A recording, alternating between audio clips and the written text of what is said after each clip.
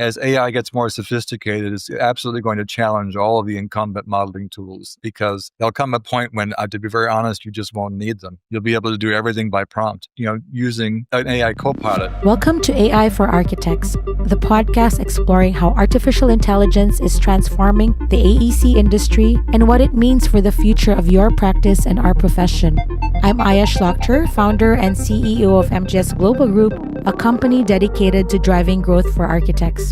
Each episode, we dive deep into AI's impact on architecture.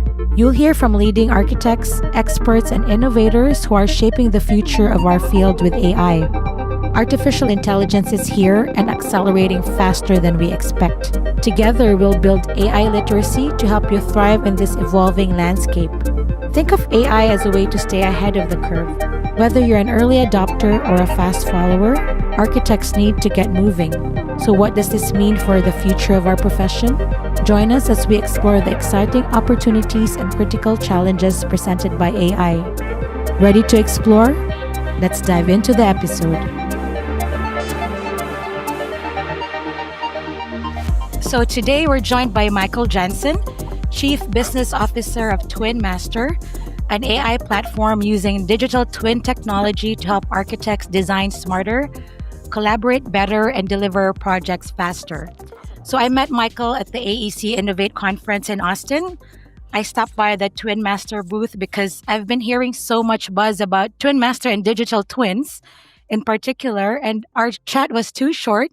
So I'm glad we got to continue our conversation on the AI for Architects podcast.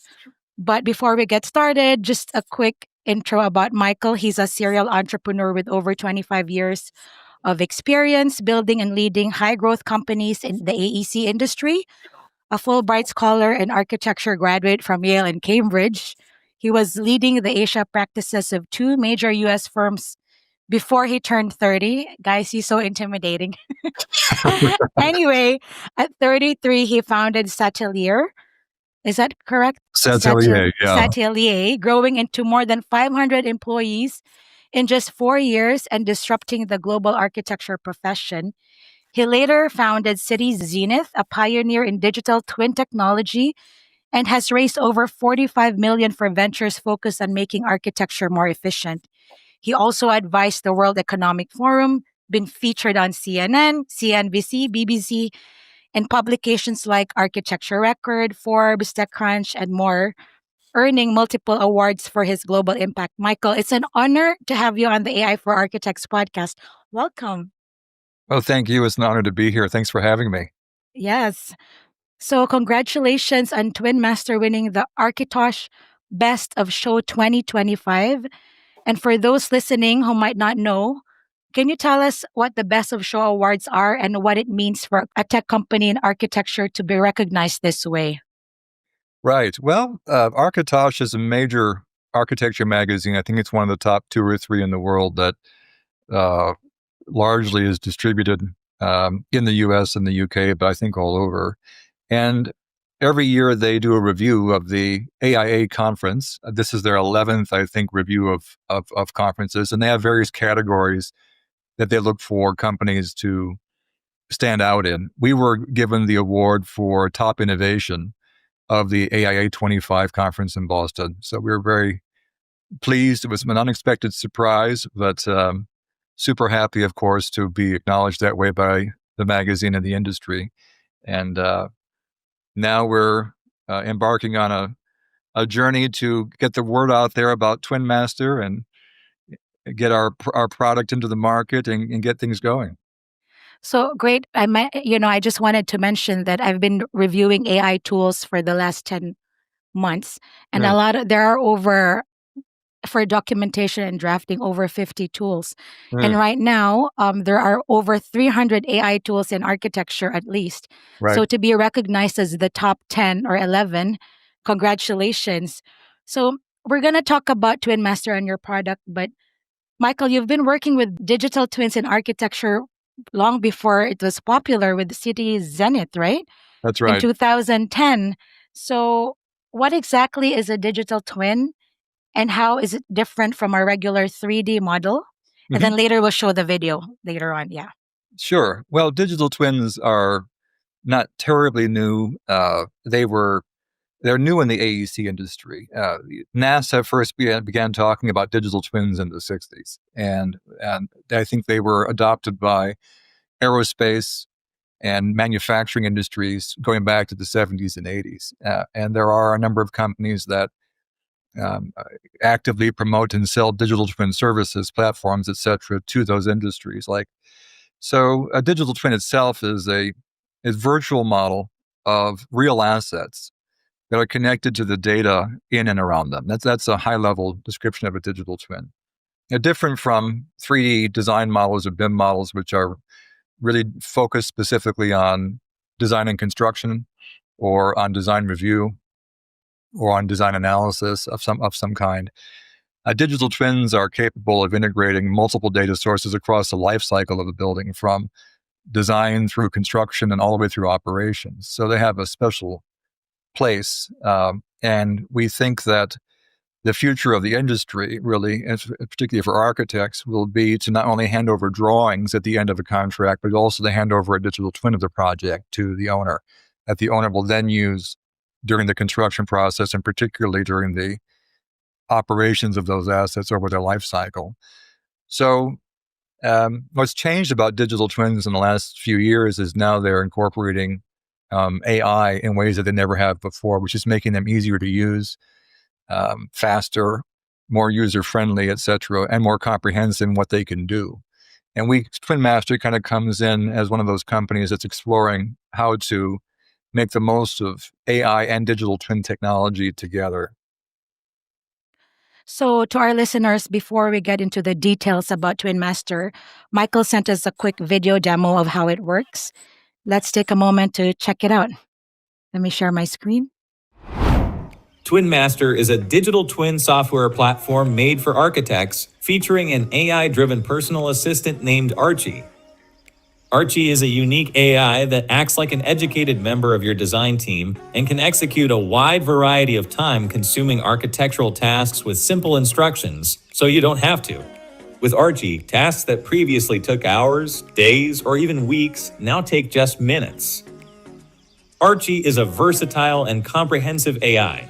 This video explores Archie's ability to quickly and accurately generate energy and radiance analytics, carbon emissions reports, project cost simulations, and a range of different design options for a single site, all driven by simple user prompts.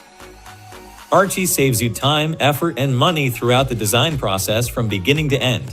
Whether you are mocking up massing models for the first time at the concept stage or in the middle of CDs, Archie is there to help you complete your work better, smarter, and faster. Using Archie is easy.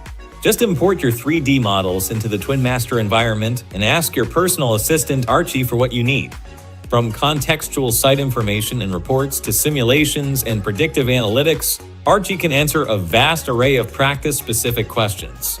Archie can even generate database design options in text and 3D. Powered by a unique AI brain allowing multi-objective, multi-domain, multi-party reasoning, and continuous architecture knowledge scaling, Archie gets smarter and smarter the more you engage him. That's right, Archie learns. Like a well-trained human architectural assistant, Archie is customized to focus specifically on architectural tasks and use advanced reasoning that continuously improves. And finally, like any great assistant, Archie goes with you wherever you go. Whether you're in a design meeting or traveling overseas to meet with a client, Archie is always there to serve you. So, I love what you're doing at Twin Master. I wish I had this when I was practicing. I'm no longer practicing. I'm running a business now, but you're in Twin Master, you're building what you call the Jarvis for architects with your AI co-pilot, Archie. Right. So how is this use of AI different from the digital twin technology you've worked before? Like it's more like focus on architects and the other ones were focused on the cities, right, as a whole? That's exactly right.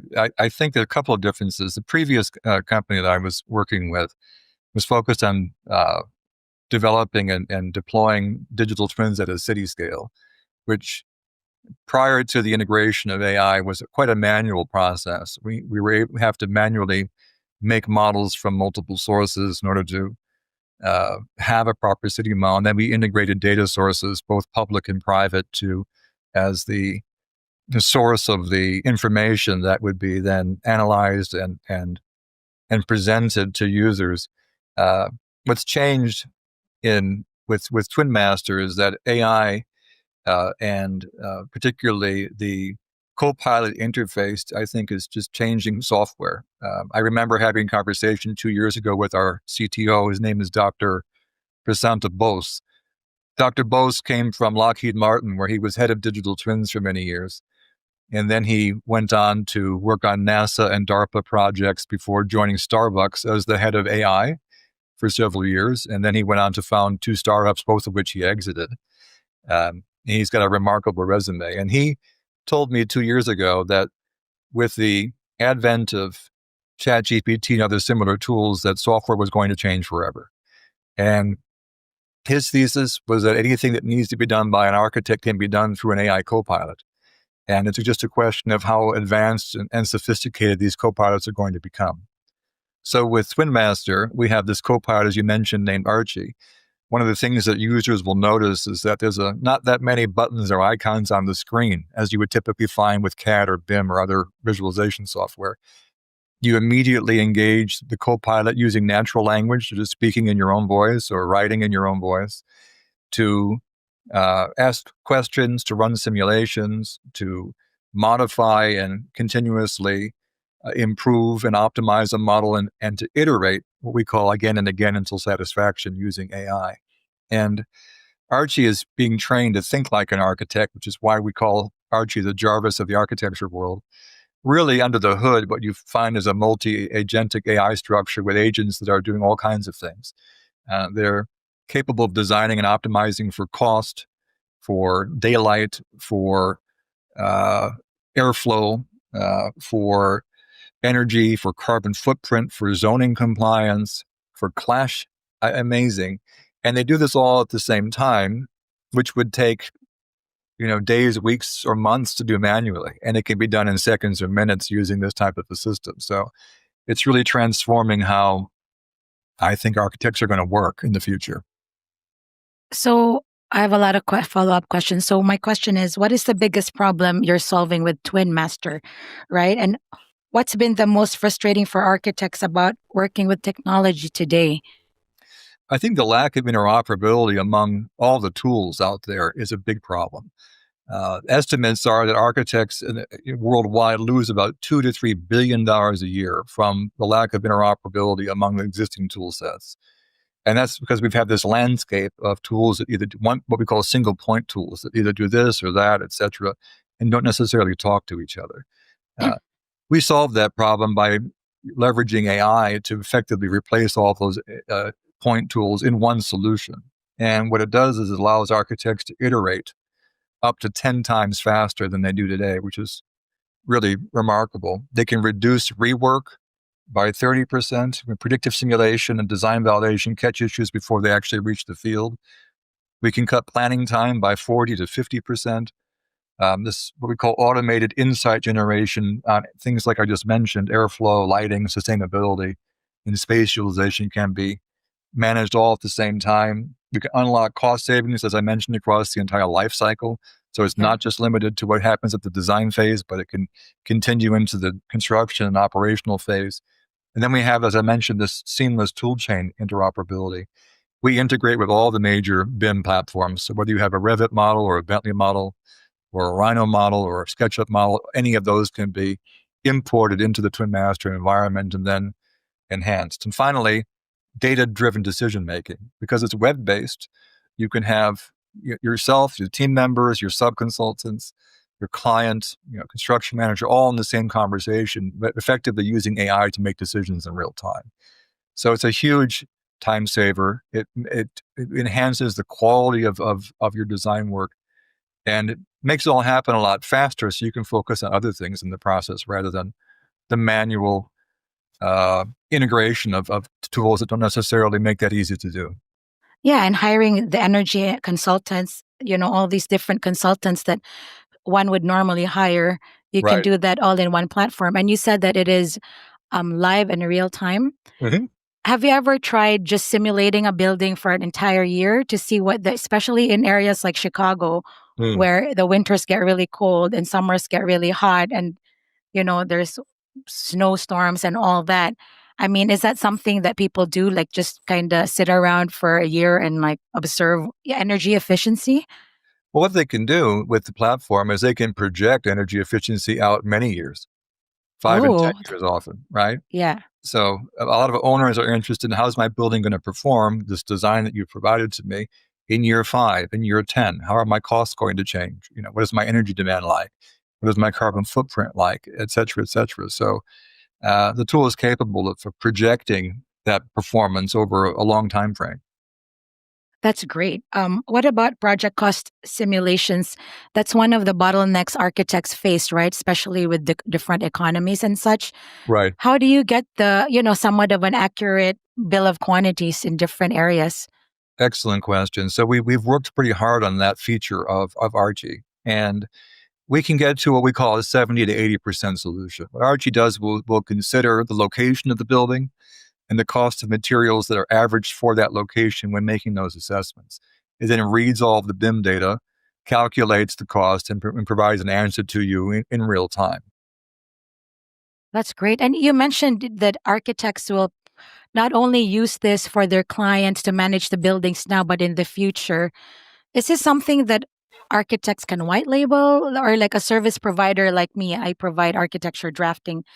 So I'm always looking for solutions to help my clients, with that kind of thing. I mean, does Twin Master offer that kind of a service? We do. We really want to see our architect clients get into the digital twin business themselves. Various reasons. Architects are looking for more ways to make money. Fees are being continually pressed here and there. The contractors are now taking more of the fee than they did before away from the architect. And so having the ability to um, provide an additional revenue source is a tremendous opportunity. What we see with some of our clients is what they'd like to do is provide digital twins to their clients in what we call basically a hybrid SaaS model. So there'll be an upfront fee for producing and delivering the digital twin, and then recurring revenue that comes over the course of time for maintaining that twin. This will give architecture firms a new source of revenue. I mean, think about it. There was a time when architects were supposed to provide 3D visualizations. If you go back to like the 90s, and when that was really new technology, right?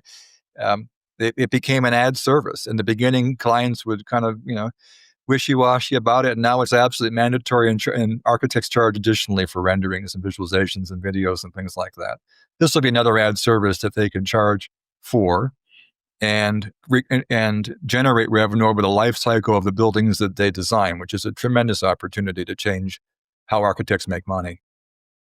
So I want to deep dive in that a little more. So if an architect uses your Twin Master and they have a client that is a real estate developer, Mhm. right? So they will create a digital twin and Right. charge for a monthly recurring service to do what exactly? What they'll do is they'll build the twin, augment the twin from the beginning using our platform and their data. And that will, by the end of the design process, that twin will be quite rich with information. That can then be passed over as a software product to the owner. And the architect then can earn a residual over as a SaaS model for providing that software. It's possible also to sell it as a one-off and a lump sum, but typically Mm, we find owners today wanting to mitigate their risk, and they prefer to see the OpEx expense of on their balance sheets as opposed to a large capital expense from the get go. So this gives an architect an opportunity to generate revenue over the life cycle of the building. And we're beginning to now get into our first digital twin projects with clients that have this ambition in mind. So we'll see how it goes. that's amazing. I'm interested. Mm. Um, so I've seen that you've attended a lot of conferences. AIA conference in Boston recently. My question for you is, how do architects respond to new technology? Because I've been researching AI for architects, and we're not adapting as fast as other industries, Right. right? So what is the response about among architects who saw Twin Master for the first time? I think the response has been really good. We showed, as you mentioned, at the AIA show in Boston. That was a large crowd, and there are a lot of people came by the booth and watched the video, engaged us in conversation. Then we presented at Next Build in London, and it was a similar experience. Lots of lovely um, tech design leaders that visited us, and we're still actually in meetings with those clients as we speak. And then an AEC Innovate show also, where we met you and others. Yeah. It was a good kind of coming out party for us, and I think the simplicity of what we offer, and just simply being able to drag and drop a model and get going without having to learn a new software, really is part of the appeal. Also, the comprehensiveness of what Archie can do it was appealing too. So we're in beta right now with about 75 firms. Many of them are name firms that you probably know, and some are not. Some are just mid-sized and smaller firms too. We're kind of uh, trialing the software with every kind of architecture firm that we would possibly reach out to, and the feedback has been really good. As I said, I think the simplicity, the power of it, the ease of use. It's intuitive, so there's really no need to go out there and have to learn another software and replace it per se. And also, it's interoperability with existing tools. We're not kicking out Revit. We're not kicking out Bentley architecture. We're not kicking out Rhino or SketchUp. We're working with them. So we're developing partnerships with Autodesk, with Bentley, with Trimble, and other companies that make these softwares to bundle Twin Master with what they sell, and that's part of our strategy. Yeah, and I like the way the user interface is so simple. You're right. It's just like chatting with Chat GPT. There's not too many tabs. It could get really, intimidating for an architect who's so used to Revit or ArchiCAD to learn another software, right? That's right. That's right. It's Yeah. part of the problem that the Yeah. BIM 2.0 tools are having that are in the market.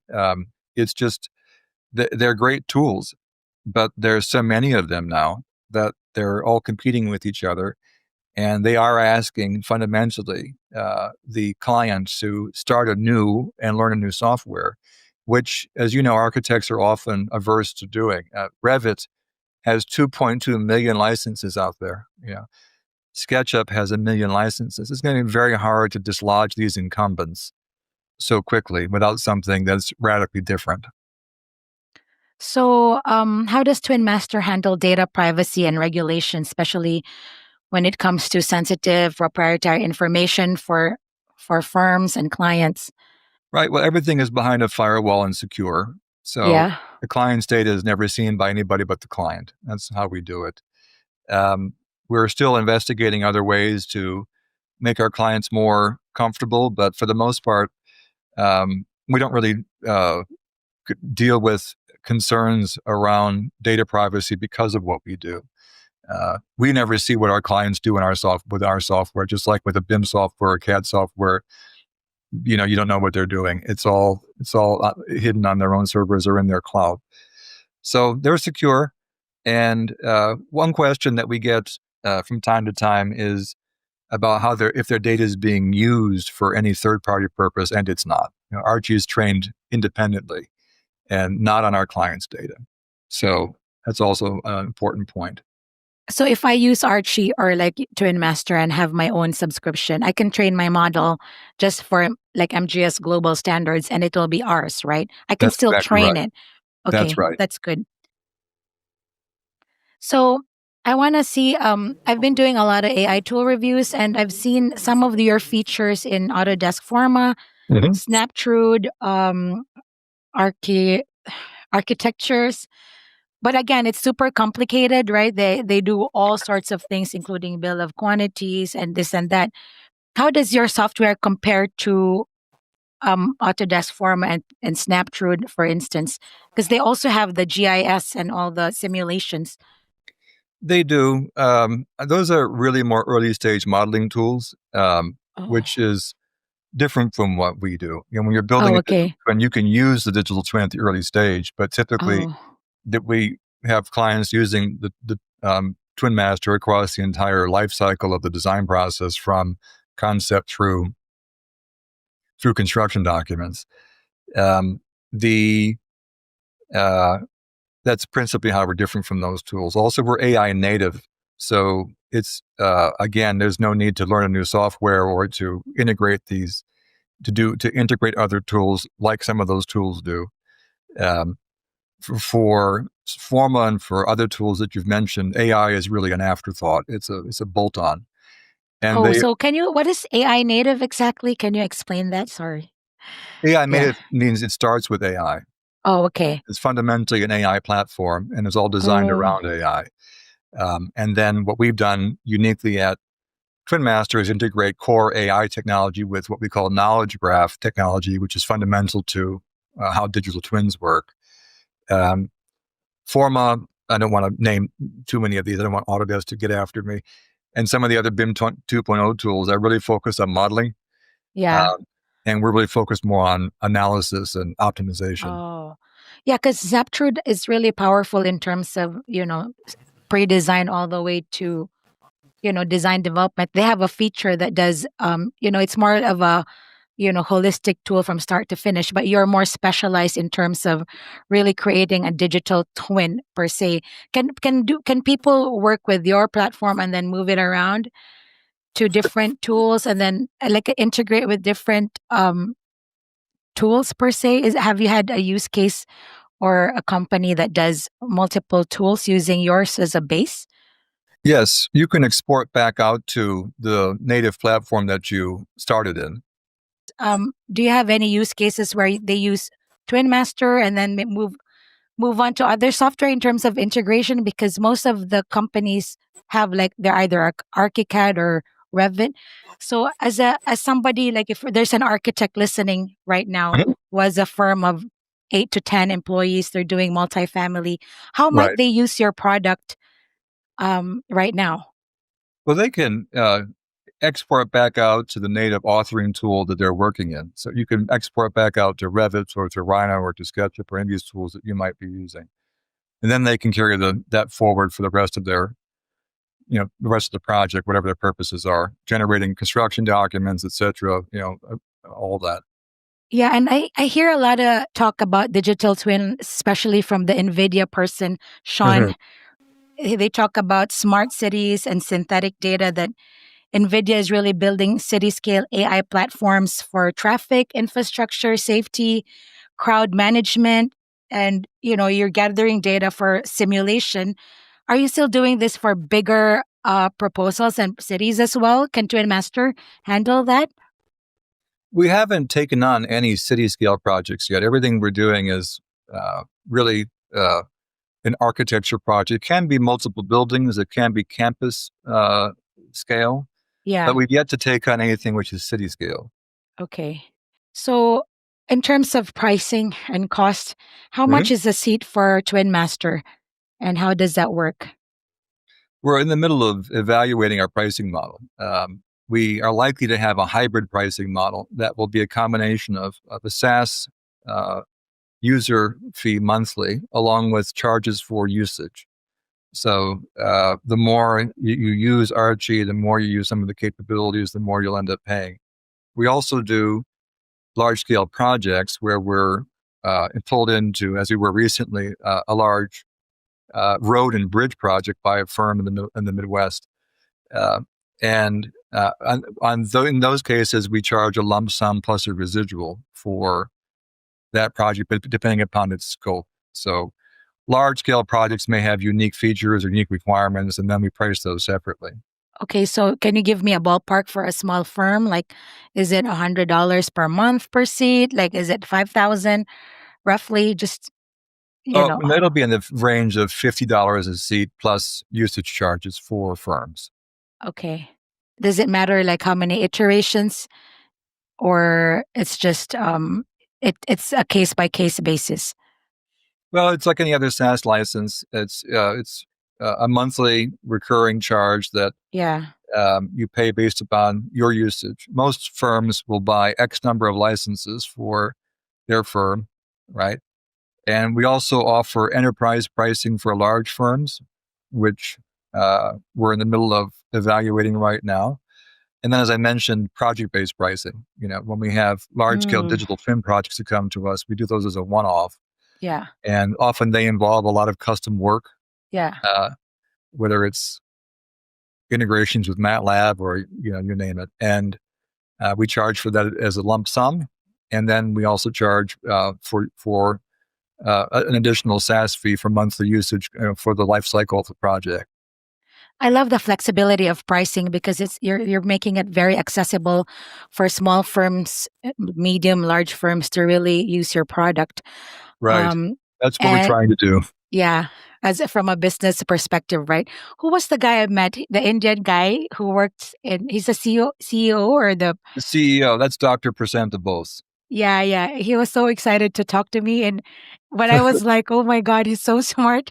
Like all the things he was saying, right? Is right. I mean, I couldn't understand a lot of it, but now I've been doing a lot of research. But he even mentioned that with digital twins, you can also, like, from an architecture perspective, Mm-hmm. for coordination, right? You can already spot like whether the HVAC systems and the lighting systems clash, That's right? right.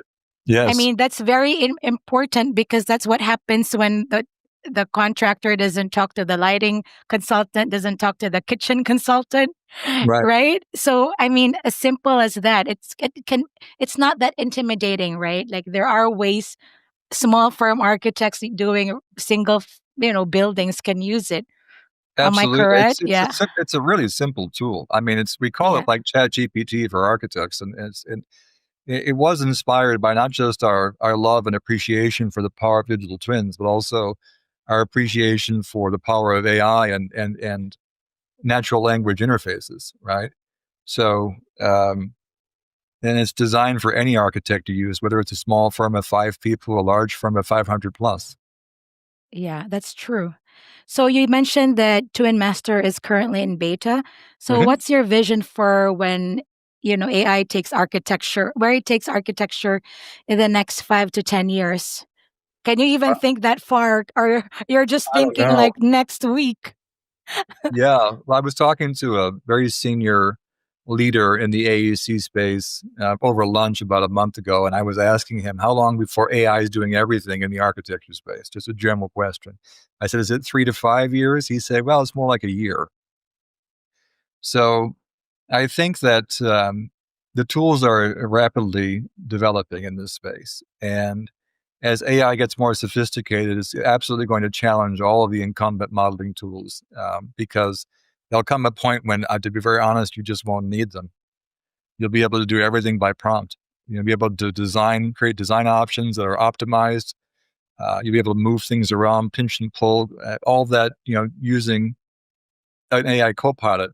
So um, I think it's going to take a little bit of time because the underlying technologies are not quite there yet. But my guess is in 1 to 2 years, you'll have really superb tools that are um, beginning to make a mark in the marketplace, and some of the incumbent tools will gradually get phased out over time. Uh, in that process, you can expect the large companies to start acquiring their way into success, like they always do. So the more prominent tools that get adopted are likely to get, I think, bought by the big companies and then repurposed and fit into their portfolio somehow. One or two might stay independent. We'll see how it goes. See, Uh, the reason why, Michael, I wanted to ask you is because you're already, I feel like you're a visionary. You started with the outsourcing in the 2008, right? With 2004. Oh yeah, so I saw you were living in India. You speak Hindi and Chinese. I, That's I right. I did my research, so Oh, you're thank way you. ahead of the game. You've been outsourcing in 2004, City Zenith in 2010. That's why I wanted to hear your thoughts about the future of architecture. Yeah, no, I think that's great. I appreciate it. I've always have been kind of early to recognize trends, and I'll admit it was when AI came into the market. I've always in the past when building cities, I always wished we had AI really, but we just didn't have it at the time. It would have made the job a lot easier, to be honest. And I've had to get my head around and AI and learn, educate myself, and learn. And I interact with Dr. Bose, and you're not alone. I often get struggle to understand what he's telling me sometimes. Okay. Yeah. His knowledge base is so tremendous that Yeah. it can be challenging to follow. right? Yeah. Yeah. But over these last few years, I really have learned a tremendous amount from him, and I'm able to now process what I think the future is going to be, and what needs to happen. And this is the goal for Twin Masters. We have to get good enough to deliver on that promise. Archie has to be really impactful to be able to deliver on that promise. And how far away is Twin Master from achieving that goal? Probably 1 to 2 years, before Archie is really a rock star, maybe a year. It depends on things that are out of our control right now. But in terms of interest from firms, I read a RIBA, Royal Institute of British British, Architects yeah. report that said that 2 or 3 years ago, only 8% of firms said they were using AI or interested in AI. Now it's at 60%. So there's a tremendous level of interest in AI generally, how they can be leveraged at different parts of the process. And it's a good time if you have a good product to get into the market. That's true. If you're running a growing architecture firm, you're probably not short on projects, you're short on people. Talent shortage is real. Finding and retaining skilled professionals takes time. Meanwhile, deadlines keep getting closer. And when you're balancing growth with quality, it gets harder to maintain your project standards as the work piles up. We are here to bridge the gap. We provide qualified architecture staff on demand so you can scale your delivery without compromising quality. That's what MGS Global Group does. Whether you're overwhelmed with construction documentation, need BIM support, or your internal systems just aren't built for this level of growth, our team plugs in seamlessly. Think of us as an extension of your in-house team without the long hiring process. And because we work across time zones, your projects keep moving even after your office closes for the day. If your timelines are starting to feel stretched and your team's at capacity, visit mgsglobalgroup.com. We can get started in 24 hours. We're here to help you scale smarter and deliver faster with quality, consistency, and peace of mind. Before we continue, we talked about your partner.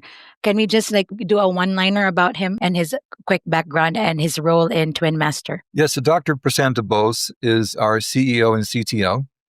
He is also the chief engineer of the product and the inventor, really, along with me. But he's the engineer. And his background is in digital twin and AI technology. It goes back to his PhD from USC, and he then went on to UMass. We're also doing AI, where he won a Lifetime Achievement Award recently. Much of his early career, first, I think 14 or 15 years, was spent at Lockheed Martin, where he was a principal researcher on digital twin projects, focusing a lot on DARPA and NASA projects and systems of systems technologies.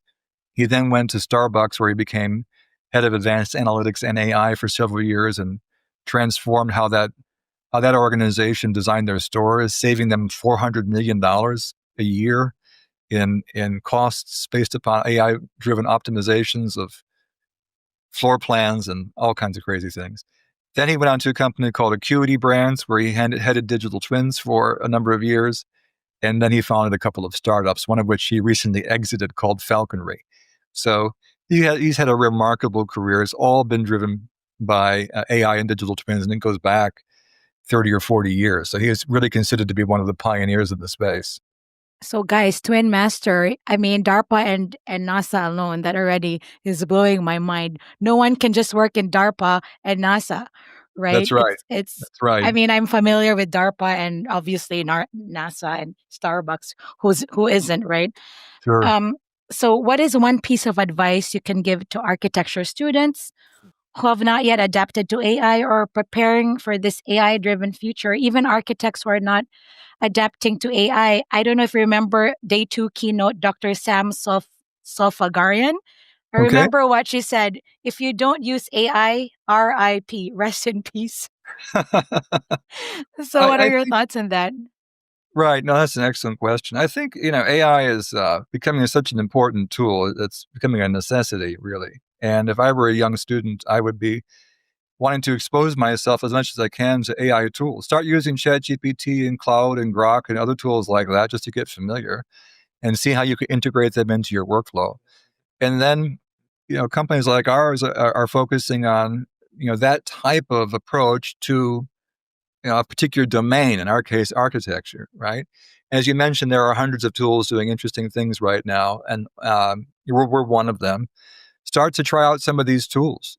Give Twin Master a shot. Give some of these other tools a shot. See how they work. See how you can integrate them into your workflow. I think the more familiar you can get earlier on, the more advantages you're going to have, to be honest.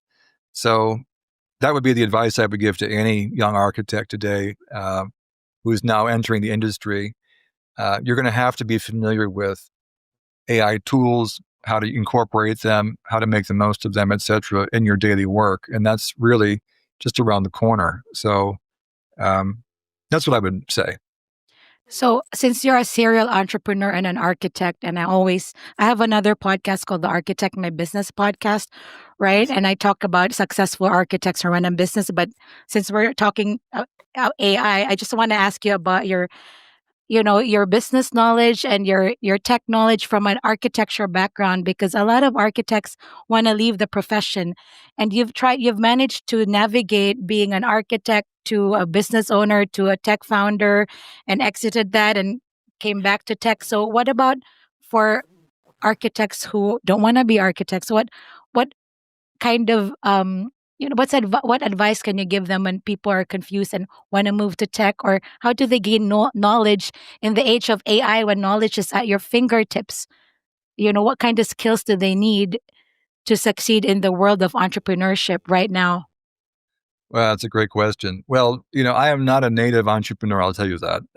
When I started in the space, I just wanted to be a design architect throughout my 20s.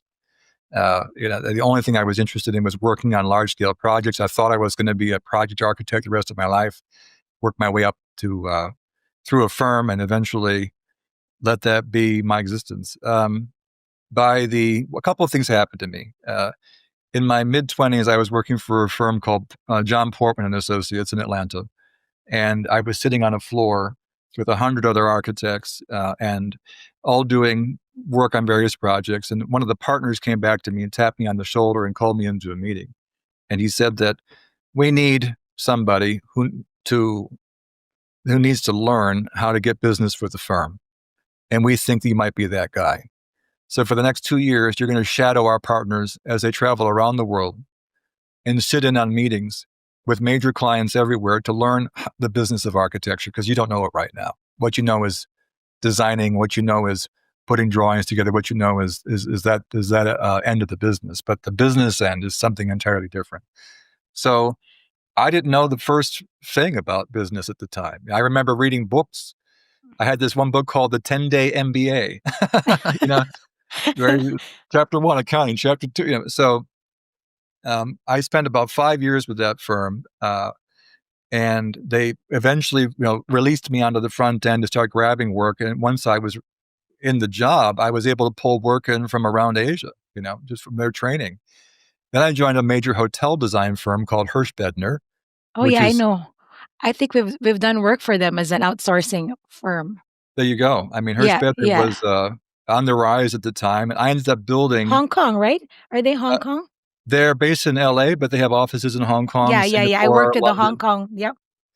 They're a wonderful firm that does high-end hotel work, which I really enjoyed working for them because they just did great work. And again, the chairman of that firm, Michael Bedner, saw something in me, and he gave me a lot of responsibility at the age of 30 to first begin finding work for them in Asia. And ultimately, I opened what would be their second largest office in the span of a year and a half, and I got that firm into the outsourcing business. And eventually they did it on their own. So that was when I started to become an entrepreneur. I was at the time that, this is an important statement, at the time that I was 30 or 33, I can't remember, Hirschbedner was thinking about the future, and they wanted to establish a young group of partners to take over firm leadership. And they asked me to be a partner.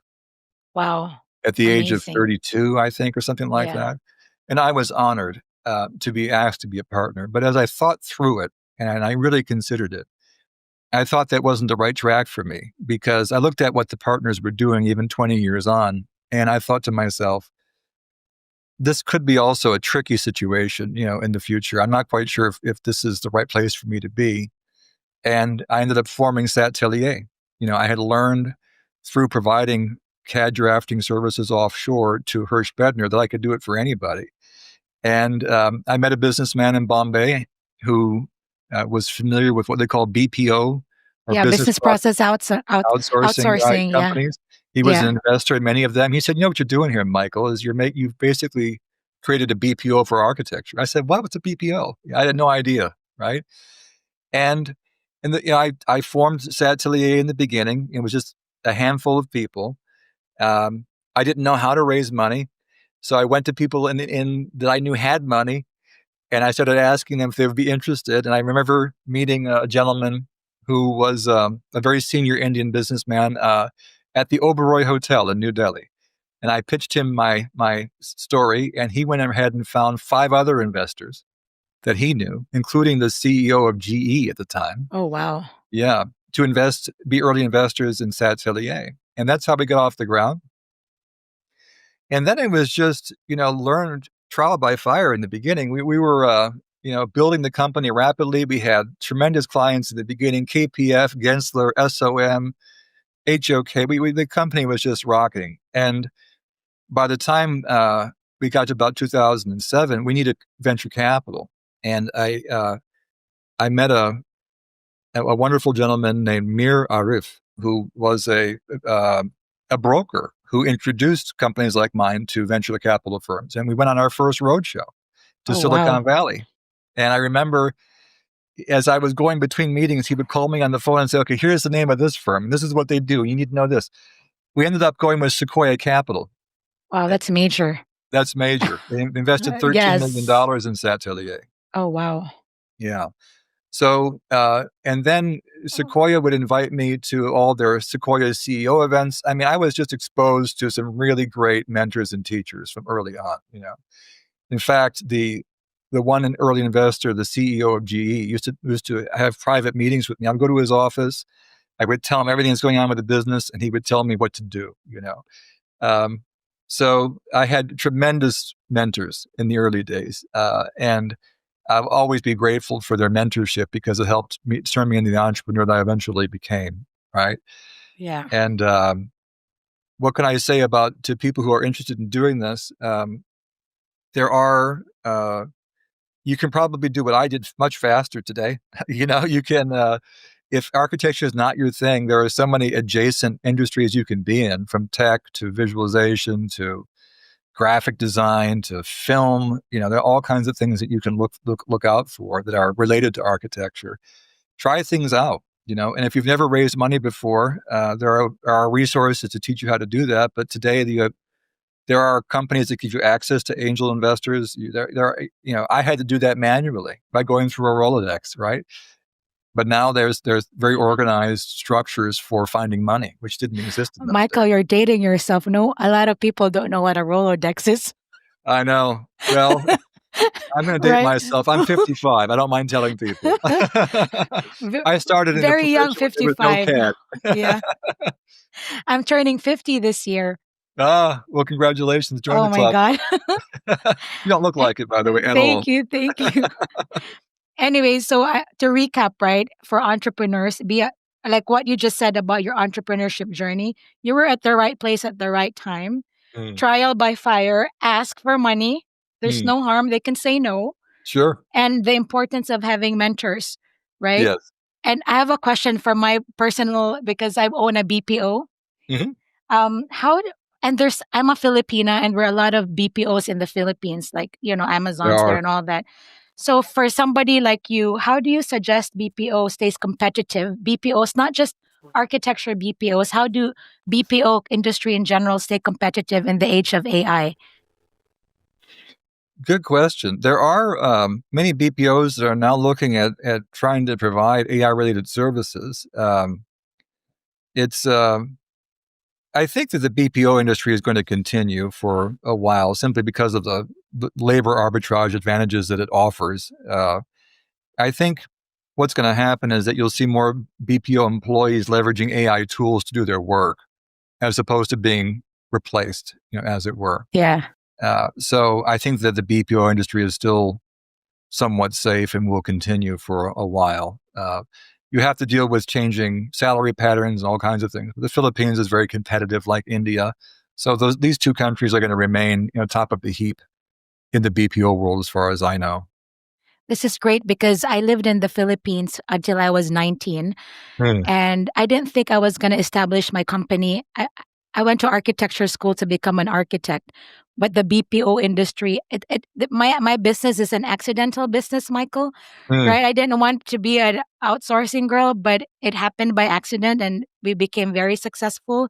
great. So, as a Filipina and knowing that the economy of the Philippines, we've actually increased our middle class because of the BPO industry. So it's Wow. really helped our economy, and I'm sure you know from being in India how the global market is more not being a BPO is really good because there's more other people like third world countries can be competitive, right? Like increase their lifestyle and quality of life because of the BPO industry. So I'm glad you said that we can still be competitive, just be more AI literate and integrate more AI services in our companies. Right. So I before we agree. wrap up, what's next for you and Twin Master? And how do we get started? If somebody is listening and just wants to get started, do we call you? Go to the website? What's the best way to reach Twin Master? Well, either way, they can go to the website and write to us at info@thetwinmaster.com, or they can write to me at michael@thetwinmaster.com to get started. I certainly respond to everybody and try to do my best to meet their needs.